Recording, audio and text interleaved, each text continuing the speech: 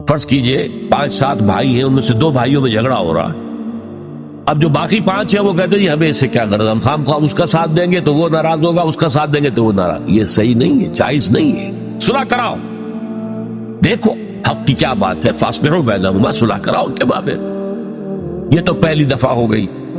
اب دوسری دفعہ اسی قانون کی کیا ہے؟ فَإِن بَغَتْ إِحْدَاهُمَا عَلَى الْأُخْرَى، پھر اس کے بعد اگر ایک گروہ زیادتی کرتا ہے دوسرے پر، فَقَاتِلُوا الَّتِي تَبْغِي، تو اب لڑو تم اس کے ساتھ کے جو بغاوت کر رہا ہے۔ یعنی صلح کرا دی گئی، معاملات طے ہو گئے، کوئی شرائط طے ہو گئی، ایک گروہ اس کے باوجود جو ہے اڑا ہوا ہے اور اکڑا ہوا ہے، اور جو ہے وہ صلح کے سامنے جھکنے کو تیار نہیں ہے، یا صلح کرنے کے بعد پھر وہ غلط اقدام کرتا ہے۔